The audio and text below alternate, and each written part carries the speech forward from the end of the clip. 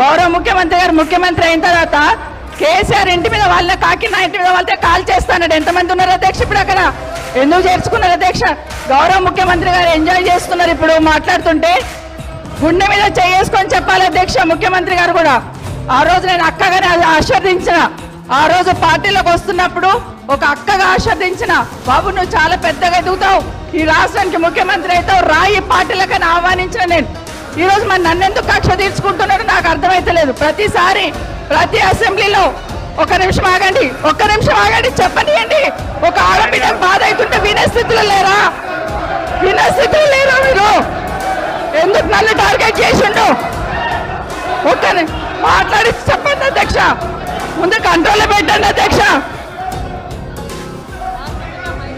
అధ్యక్ష, ముఖ్యమంత్రి గారు ఒక మాట అన్నారు కేటీఆర్ గారిని, నీ వెనక కూర్చున్న అక్కలను నమ్ముకోవద్దు, మోసం